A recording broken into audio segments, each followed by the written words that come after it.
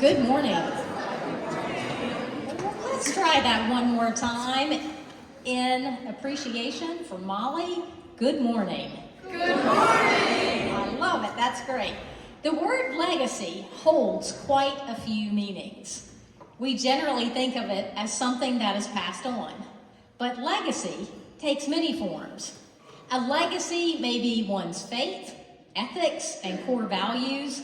A legacy may also come from one's character, reputation, and the life you lead, setting an example for others as a positive influence and guide. It can also be a mark that you've made, the bar you've set, a new standard for others in terms of contribution. Today we are celebrating our senior Mollie Irwin, who is giving her senior chapel talk today. It is the first chapel talk of the year, and I cannot think of a better person than Mollie to begin this timeless tradition. Mollie is indeed a legacy. She follows many family members who have graduated from Chatham Hall, and yet she is a legacy in her own right. Any bar she ever encounters will never be too high. Sometimes you meet someone, and from the moment they walk into the room or into your space, you sense their positive energy. Their charisma is so great that it inspires devotion in you, and you seek their light, their joy, and their kindness. This is Mollie Irwin, and she is just as devoted to you, her friends, and her family, and God. Mollie also pushes herself and has very high expectations. She is fiercely competitive, a beast athlete, and a hard worker. She is an extraordinary leader and team player. She has a great sense of humor, although Mollie chooses her words carefully. Mollie, we are grateful for your presence and your positive influence in our lives. Today we welcome Mollie's family, who are wonderful members of the Chatham community. We are so grateful you are here with us. Thank you for your many gifts to Chatham and sharing your daughter with us. So now, let us settle in and prepare to celebrate Mollie. Listen to the prelude Dr. Yoon will play. It is You Say by Lauren Daigle.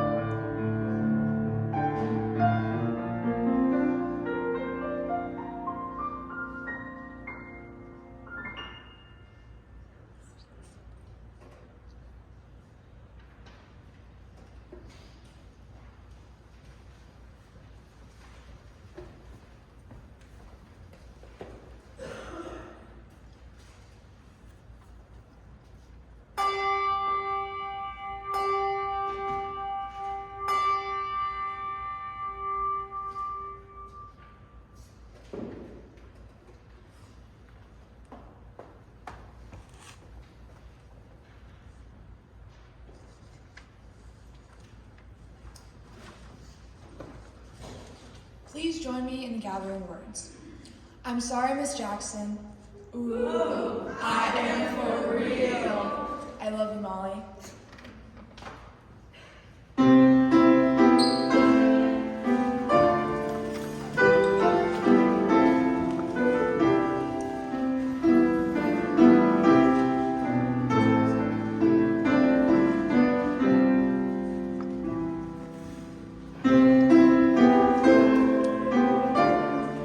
Is the hymn book under the seat?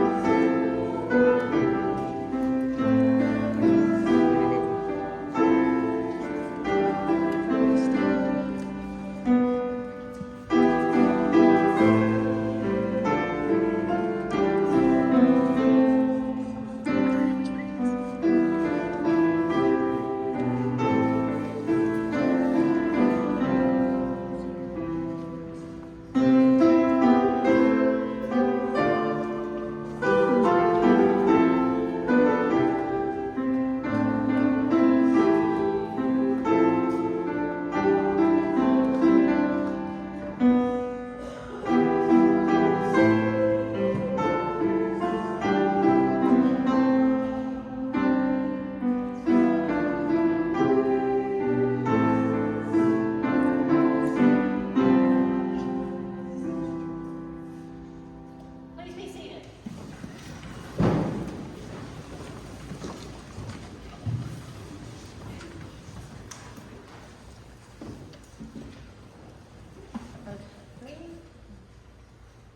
Okay, freshman year, Molly and I were like this. Now, we're like this. All because we lived together sophomore year when she lived here for a semester. If you don't know Molly, she's the most down-to-earth, loving, and kind person you'll ever meet.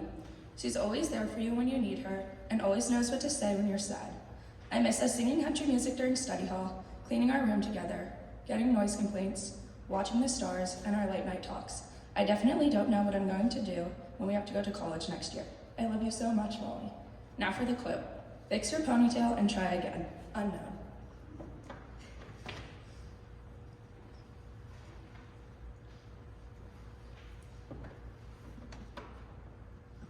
Mollie Irwin is everything you want in a best friend. She is loyal, generous, trustworthy, absolutely beautiful, and she has the biggest heart of anyone I've ever met. Mollie and I met freshman year, and I had the biggest friend crush on her. She is the definition of the perfect friend to have in high school. She is always there for me when I'm upset. She gives really good advice. She cares so deeply, and her friendship is a gift I'm grateful for every day. One of my favorite things about Mollie is how resourceful she is. She always finds a way to succeed in everything she does, and I aspire to be more like her. When I think of kind-hearted, I think of Mollie Irwin. I can say with full confidence that I could not have gone through the last 2 years without her. Junior year was rough for both of us, but knowing that we had each other made it easier. There are very few people who can make me laugh as effortlessly as Mollie does. Going into senior year, I was anxious to see what the year would bring. One thing that brought me peace was knowing that whatever happened, I would have you. If you are lucky enough to be loved by Mollie Irwin, well, I think you are as lucky as you can be. I'm going to miss your encouraging spirit, caring smile, and sweet southern accent so much next year.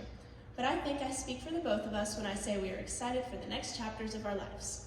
Thank you for being you. And now for the quote. I hope you live a life you're proud of. If you find that you're not, I hope you have the strength to start all over again. F. Scott Fitzgerald. I love you.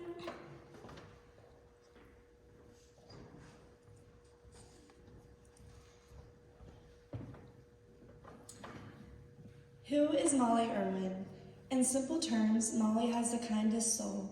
She loves so deeply. She is wise and sensitive, but also strong and ambitious.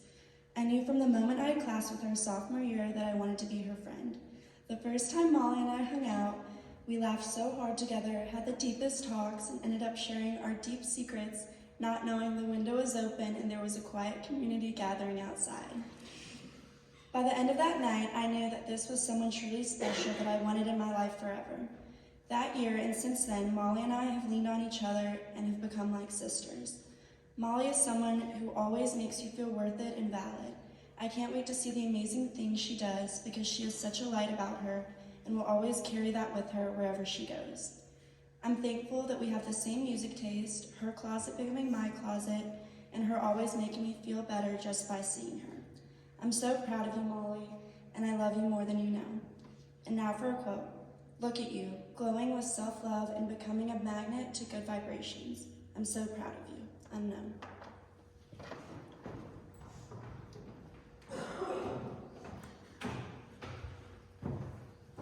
Good morning. Good morning. I appreciate the fact that I was given the inaugural chapel talk, allowing me to have at least 1 week of hearing that I've given the best chapel talk of the year. I'm sure that many of you have heard this before, but if you look right above me, after 4 long years, I'm finally standing under this 250-pound wooden slab that looks like it's hanging by a small thread that could break at any moment. My name is Mollie Irwin, and I'm from Chatham. That's right, the town that you decided to go to boarding school in. Chatham Haulers give Chatham lots of nicknames like middle of nowhere, but to me, it's home. Growing up in a one-stoplight town has definitely given me a sense of gratitude. Need new shoes or want to go to the mall? Not unless you want to drive an hour. I know every stoplight, stop sign, and exit. Our one good restaurant, El Cas, is like a second home to me. The waiters know my full name, order, my different friend groups, and relationships. I have even gotten, "We haven't seen you with that boy," in front of a different boy. Coming to Chatham Hall at 14 as a day student was nonetheless eye-opening. Sitting in a classroom with people from different states and countries, different backgrounds, ethnicities, and religion was truly what I needed. But I can't say that it was the easiest experience for me. I was so accustomed to having everyone the same beliefs and thoughts as me.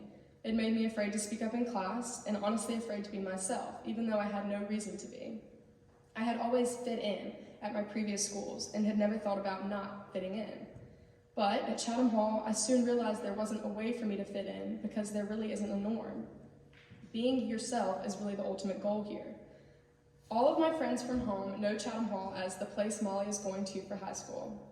Oh, I forgot to mention, ever since I was born, I have been going to Chatham Hall. Why, you might ask? As crazy as it sounds, I'm a legacy of 26 women. They have all gone to school here, 2 of which, my grandmother and mother, are in the front row. It goes so far back that when Chatham Hall first opened, there were 2 men that attended, one of which is a part of my legacy. With all of this said, if that isn't the biggest "Mollie, you can't mess up," I really don't know what is. I have one way out, and that is graduating. My parents were also married in this chapel. Throughout my time at Chatham Hall, I've always been friends with seniors. Starting with my freshman year, I had 2 great friends from field hockey. The school year ended, they graduated, and I remember thinking, wow, I can't believe I have 3 more years. Sophomore year, I had even more friends who were seniors.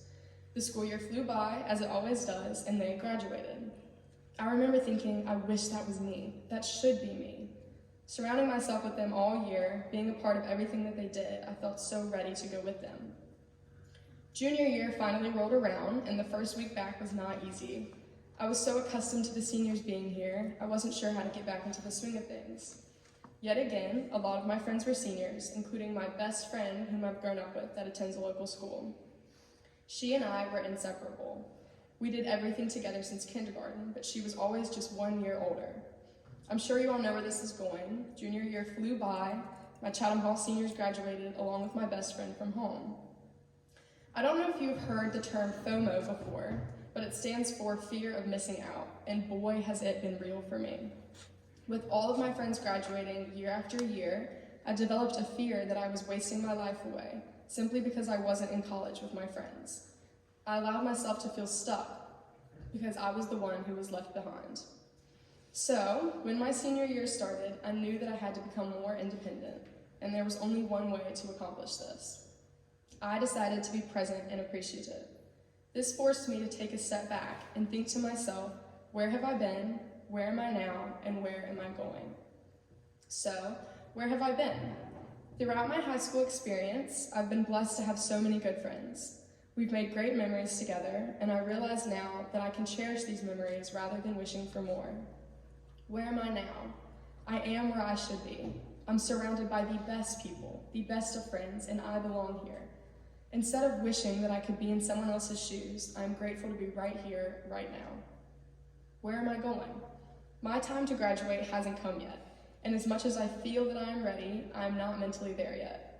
The desire to leave my small town has never been bigger, but I've also realized that I don't want to wish away my senior year, nor do I want it to go by any faster.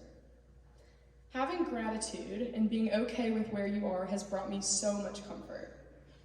Allowing myself the space to be okay with where I am and the space to grow into who I want to be is truly what I need. And I couldn't be more thankful for the time that I have remaining at Chatham Hall as the 27th legacy. Thank you.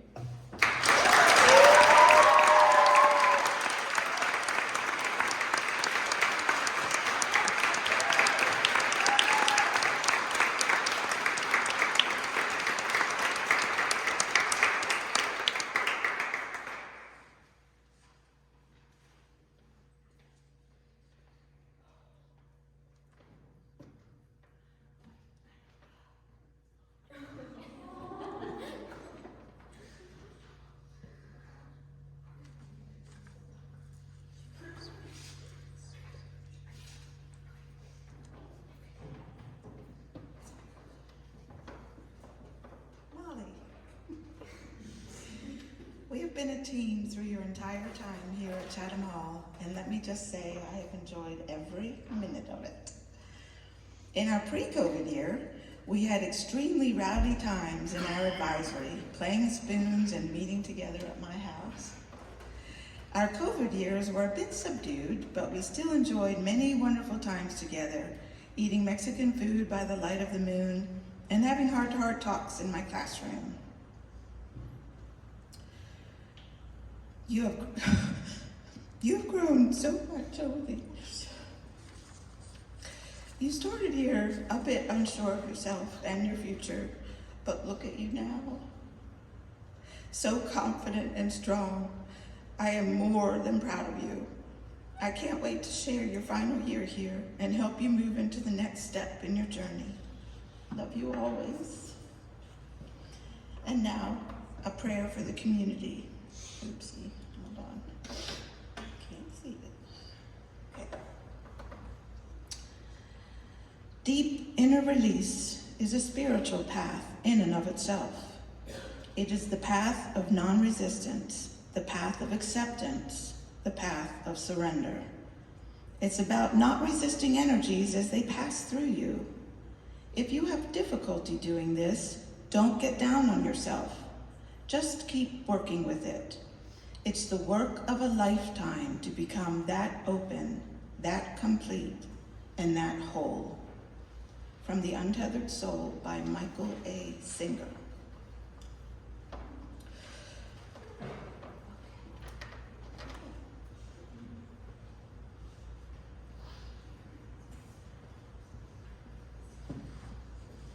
Please join me in the Lord's Prayer.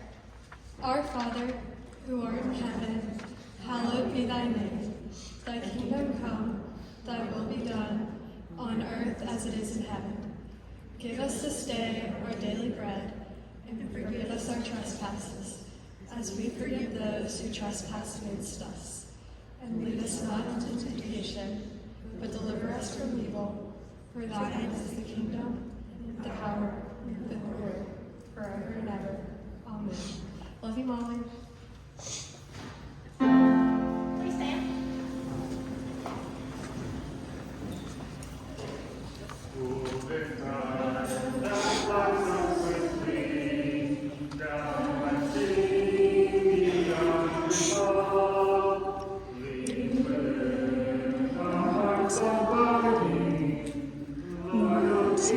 Chatham Hall,